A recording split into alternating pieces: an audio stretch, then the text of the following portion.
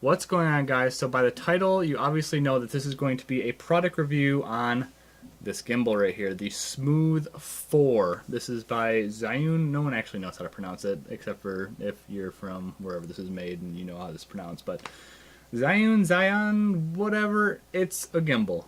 So we're going to get down. You guys have probably already went through video after video after video watching basically what this does and what this is capable of. But as a Android user, I'm going to be giving my side of things because everyone's like, oh, this is such a great gimbal and the iPhone and this and that. And I look like a huge dork right now because I have to wear this GoPro contraption on my head. But today we're going to be giving a honest review on the Smooth 4 and with my Galaxy S7. And today in this video, my son Christian is going to be here giving me a hand with this and just be giving his 2 cents on everything. So without further ado, here we go. Okay, so as you can see here, I now have the app open, which you guys all have watched plenty of videos to understand what all this does. So I'm going to show you what it doesn't do with the Galaxy S7.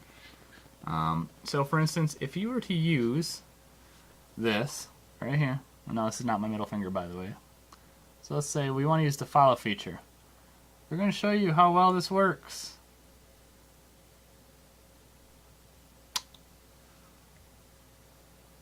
Yeah, so that's the thing. So we're going to go ahead and double tap this to recenter it back to center, maybe. Oh, just kidding.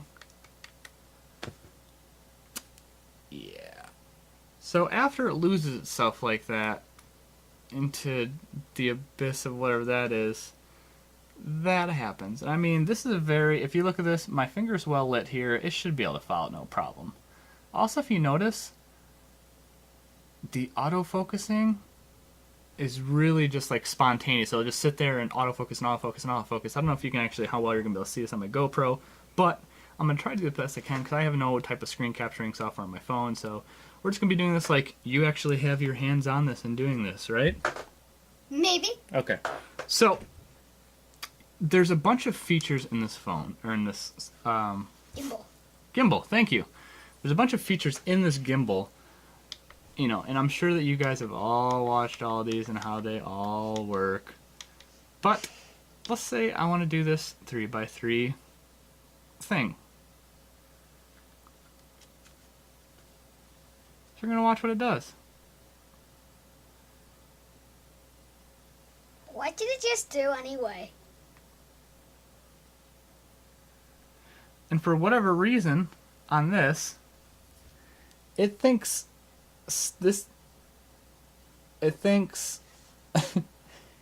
right now it thinks that that is the center point of my photo.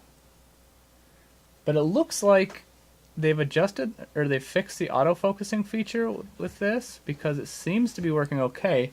But last time that I did this, it wasn't saving the photos to my gallery, which I know that I have plenty of space in my phone. So I don't understand why it would be doing this. So while this is wrapping up, we'll see if it actually saves. Because I might just be putting my foot in my mouth. They might have done some updates to this that I don't know about because I don't really watch carefully when my phone does updates. I just assume it does the right thing. So it looks like Why? that actually kind of did what it was supposed to do. I'll post this photo in the video now. And it kind of looks like it did what it was supposed to. Obviously, some of the color balancing was not correct in that, but it did what it was supposed to do. Yeah, there was like also a little bit of red behind the cup. Yeah, did you see that too? It was kind of weird. Yeah. So, I guess that feature kind of works. Last time I tried doing that, it didn't. So, I mean, for the most part, it kind of works. And I remember I finally got the time-lapse and motion lapse to work. The vertigo. Now, we're going to talk about the vertigo because as many people have already complained about this, the zooming on this is really choppy. Like, it's like not very smooth 4, if you ask me. All pun intended. So it's not very responsive, and it's very choppy with the zoom. It's not smooth. Also, my phone the S7 is very capable of shooting in different video settings. Anywhere from 24 to 30 to 60 at 1080, and also 120 at 720, 60, 30, and 24 at 720. These are the only two options they allow me to have, is 720 at 30 and 1080 at 30. I don't understand why that is. What are you doing, Zhiyun? So to wrap this video up, does it do the gimbally stuff it's supposed to do? Absolutely. This is a phenomenal gimbal for what it is. I mean, it's very responsive. It's very accurate what it does. Both the buttons on the back work how they're supposed to work with the Galaxy. There's just some features in here that are not working, which they're trying to work out. But I mean, there are tons of videos right now on the market where you can watch what this thing does if you're an iPhone user. I'm assuming when they were doing product testing with this and designing this, they specifically used the iPhone and didn't realize that the camera features and everything else and the proprietary software was completely different. That being said, I'm hoping and waiting that this will start working more properly in the future and have all the features. But as a gimbal, this does all the gimbally things you need it to do. It stays incredibly smooth with whether you're running, jogging, if you're following, whatever you're doing with this. It does phenomenal work, but to use the features inside the app, it's a bit hit and miss with the S7. So maybe Zoom doesn't know what they're doing and they're just acting dumb. Yeah, that's probably what it is. So this is my product review of this. Would I recommend this gimbal to somebody of a Droid user?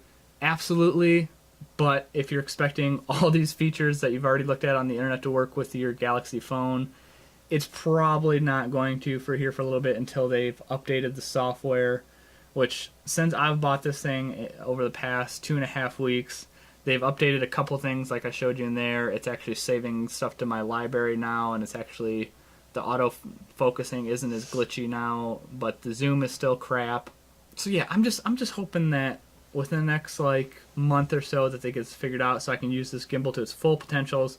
But for what I'm doing right now, I'm just basically shooting B-roll footage with my phone with this. So I just use my standard camera app to shoot everything I need to do and just use it from there. So it does everything I need as a gimbal for stabilizing my B-roll video. I would absolutely recommend this at the $139 price point that I got this at. So I'd say go check this out, go buy this. You know, for what this is, for a gimbal, it is incredible. Build quality, everything like that. It's really solid on it. I've dropped it already, and didn't even scratch it, make a mark. Just a really great gimbal compared to, you know, how much these things used to cost even like a year or two ago. I mean, you're looking at $300, $400, $500, $600 for gimbals, but now they make it to where like it's $139. So go buy it.